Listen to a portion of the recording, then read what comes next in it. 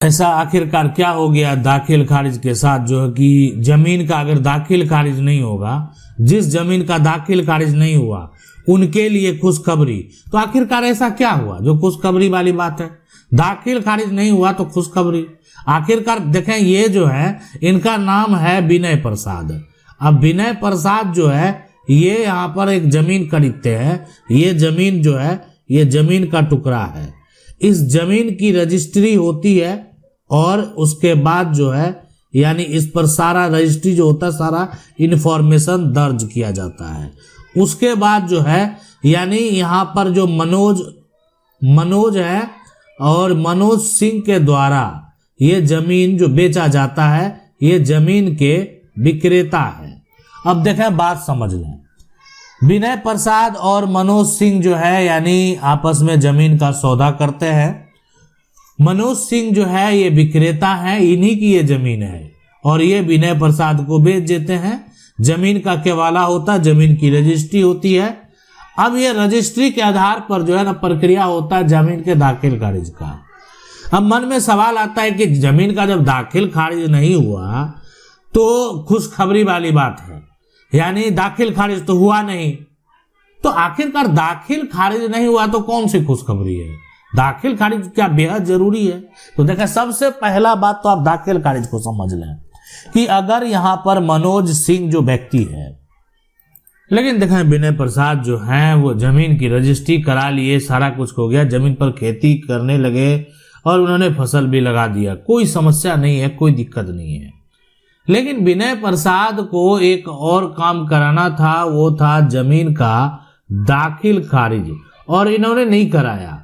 और अगर इन्होंने दाखिल खारिज नहीं कराया तो आज जो है वर्तमान में जमीन का जो रसीद है, जमीन का रसीद ये मनोज सिंह के नाम से आज भी है, आज भी ये दर्ज है। तो जमीन का रसीद इनके नाम दर्ज है, जमीन का केवाला हो गया विनय प्रसाद के पास, जमीन का कब्जा हो गया विनय प्रसाद के पास। तो क्या जमीन रसीद फिर मनोज सिंह को मालिक मान लेगा? नहीं मानेगा। ये रसीद जो है एक तरह से है जब तक कि विनय प्रसाद ने दाखिल खारिज नहीं कराया। अगर ये दाखिल खारिज करा लेंगे ना तो फिर मनोज सिंह का जो विक्रेता है, इनका रसीद यानी जो राजस्व सरकार का रिकॉर्ड रहता है, तो वो रिकॉर्ड क्या होगा? अपडेट होगा। यानी जब दाखिल खारिज प्रक्रिया होता है तो सरकार का जो यहाँ पर राजस्व रिकॉर्ड है वो सरकार का राजस्व रिकॉर्ड अपडेट होता है और इसमें मनोज सिंह का नाम को काट दिया जाएगा। अरे जब जमीन मनोज सिंह बेच लिया, सारा कुछ है ही नहीं उसका, तो उसका नाम काट दिया जाएगा और यहाँ पर विनय प्रसाद का जो नाम है वो दर्ज कर दिया जाएगा कि अब वर्तमान में विनय प्रसाद का दाखिल खारिज हो चुका है। अब विनय प्रसाद का जमीन का रसीद कटने लगा। तो विनय प्रसाद के पास जमीन का रजिस्ट्री, जमीन का कब्जा, जमीन का रसीद, अब जो है पूरी तरीके से विनय प्रसाद जो है जमीन का मालिक है। लेकिन यहाँ पर सवाल ये बार बार उठता है कि जिस जमीन का दाखिल खारिज नहीं हुआ उनके लिए जो है खुशखबरी वाली बात है। तो देखें, खुशखबरी सरकार का प्रयास ये रहता ही है और सरकार के द्वारा अधिकारियों को भी ये आदेश दिया जाता है कि आप जमीन का जो है दाखिल खारिज का निपटारा, यानी जो भी दाखिल खारिज संबंधित समस्या है इसका निपटारा आप जल्द से जल्द करें। क्या करना है, नहीं करना है, सही है, गलत है, जो भी करना है एक तय समय सीमा के अंदर जो है दाखिल खारिज का जो भी समस्या है उसको आप खत्म करेंगे। अब है कि दाखिल कर, इसलिए कि भूमि का जो सर्वेक्षण का कार्य है, अगर राज्य सरकार के द्वारा जमीन सर्वे का काम किया जा रहा है, राज्य सरकार के द्वारा जमीन भूमि सर्वे पर जो है काम किया जा रहा है, तो उसमें दाखिल खारिज बेहद जरूरी है।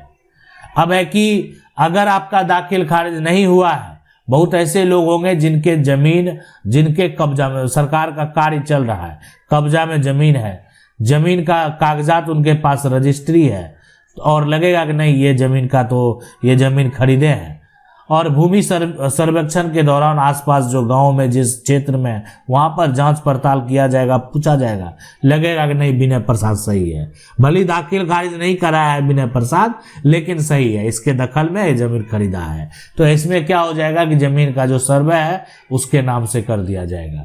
तो जिस जमीन का दाखिल खारिज नहीं भी हुआ है ना, तो सरकार जो है उसके ऊपर भी आदेश जो है सरकार का है कि आप का जमीन का सर्वे जो है आपके नाम होगा। लेकिन फिर भी जो है ये आप समझ सकते हैं ना, सरकार का पहला प्रयास क्या है कि जितना भी जमीन का एक तरह से छूटा हुआ है उनका दाखिल खारिज हो जाए। अगर दाखिल खारिज म्यूटेशन सही से आपका जमीन का रसीद कटने लगेगा, सारा कुछ सही हो जाएगा, उस पर दर्ज जमीन का खाता संख्या सही हो जाएगा, उस पर दर्ज आपका नाम सही हो जाएगा, जमीन रसीद पर दर्ज आपका यहाँ पर खेसरा संख्या सही हो जाएगा।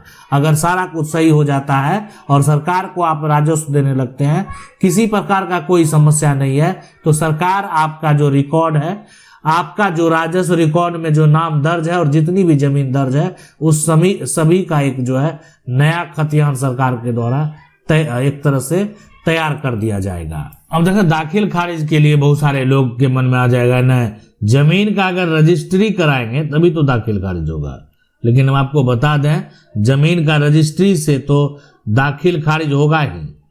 दाखिल खारिज जमीन का रजिस्ट्री से तो होता ही है, लेकिन इसके साथ साथ अगर जमीन का वसीयत है, कोई आपके पूर्वज जो है वसीयत कर दिए हैं, तो उसके बाद भी जमीन का दाखिल खारिज होता है। वसीयत के आधार पर आपका राजस्व रिकॉर्ड में नाम दर्ज कर दिया जाएगा। उसके बाद अगर आपका जमीन का पंचनामा है, अब पंच कहेंगे ये पंचनामा क्या है, तो पंचनामा जो लोग बंटवारा कर लेते हैं, तो बंटवारे में जो हिस्से में आपकी जो जमीन आई, आपको जो हिस्सा दिया गया उसमें तो आपका जमीन दर्ज होगा, तो पंचनामा में जो जमीन आपका दर्ज है उस जमीन के हिसाब से भी आप क्या करेंगे, तो आपका जमीन का दाखिल खारिज जो है पंचनामा के हिसाब से होगा। उसके बाद जो है ये हो गया पंचनामा, और साथ में यानी अगर कोई सिविल कोर्ट का फैसला है, यानी कोई कोर्ट ने फैसला दे दिया, तो सिविल कोर्ट का अगर कोई भी यहाँ पर जजमेंट है, फैसला है, तो उस फैसला के आदेश अनुसार भी जमीन का दाखिल खारिज होगा। ऐसा नहीं है कि कोर्ट का आदेश हो गया, कोर्ट का फैसला हो गया तो दाखिल खारिज होना तय है, यानी उसके लिए ये नहीं है कि कोर्ट ने अगर आदेश दे दिया है और जिसके पक्ष में आदेश दिया उसके नाम जमीन है, वो मालिक है, वो खरीदा है नहीं खरीदा है, उससे कोई लेना देना नहीं है।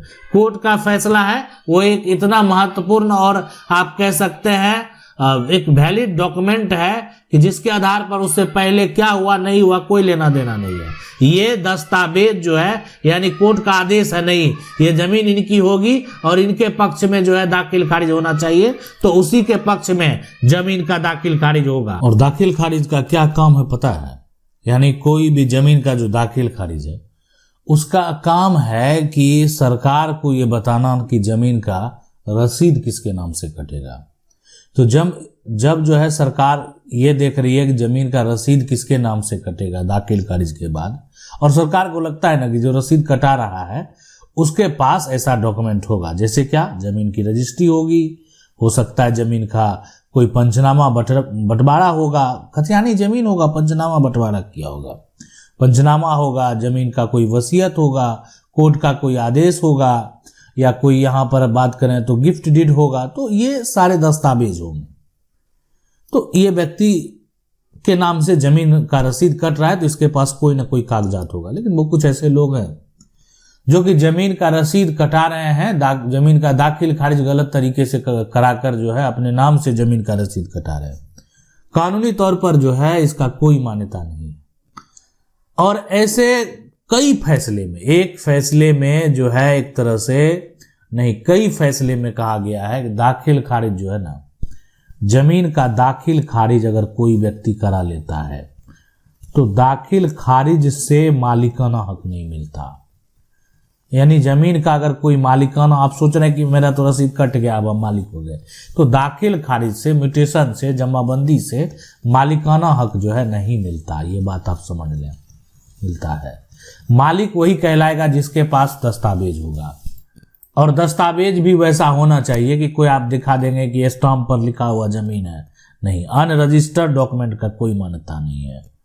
कानून में जो है ना, आप ऐसा दस्तावेज लेकर जाएंगे जो कि अनरजिस्टर्ड है तो उसका कोई मान्यता नहीं है। इसलिए जमीन का जो है, यानी अगर आप किसी के पास जमीन की अगर रजिस्ट्री है, जमीन का सेल डीड है, तो उसके पास आप ये समझ लें कि अब वो मालिकाना हक उसके पास है। कोई ऐसा व्यक्ति है कि जमीन का दाखिल खारिज करा लिया है और उसके पास कोई कागजात नहीं है, तो यानी ये इसका जो है मालिकाना हक नहीं होगा। मालिकाना हक दाखिल खारिज से नहीं होगा। दाखिल खारिज जो है सरकार का बस एक रिकॉर्ड अपडेट करता है कि राजस्व कौन देगा, सिर्फ म्यूटेशन से जमीन आपकी नहीं होती है। तो यहां पर देखें, सरकार के द्वारा प्रयास किया जा रहा है लोगों का सही तरीके से दाखिल खारिज हो। भूमि सर्वेक्षण में जिस जमीन का दाखिल खारिज नहीं हुआ है, सरकार अब जो है उसके ऊपर कोई फैसला जरूर लेगी कि आखिरकार जिसके पास भी जमीन का रजिस्ट्री है उसको कैसे आखिर जो है या तो जल्द से जल्द उसका दाखिल खारिज हो जाए, नहीं तो जो है उसका जो सर्वे है, भूमि सर्वेक्षण है, उसकी सही तरीके से जांच करने के बाद जो एक तरह से जमीन का जो सर्वे एंट्री है उसमें उस व्यक्ति का नाम दर्ज हो। सरकार जो है एक तरह से कई प्रयास सरकार के द्वारा जो किए जा रहे हैं, उसका एक मुख्य कार्य यही है कि भूमि सर्वेक्षण में जो सरकार सोचती है कि जो भी काम हो साफ सुथरा हो। अगर आपके जमीन का जमाबंदी जो है वो सही है, आपके जमीन का अगर एक तरह से रसीद जो है वो सही तरीके से कट रहा है, आपके जमीन का राजस्व रिकॉर्ड अगर सही है, तो सरकार उसके ऊपर जो है कार्य करेगी और उसी के अनुसार जो है भूमि सर्वेक्षण का काम कराएगी। आशा करते हैं वीडियो अच्छा लगा होगा। वीडियो को लाइक जरूर कर दें। चैनल को पहली बार देख रहे हैं, सब्सक्राइब करके जो बेल आइकन है उसको जरूर दबा लें। मिलते हैं अगले वीडियो में, तब तक के लिए जय हिंद।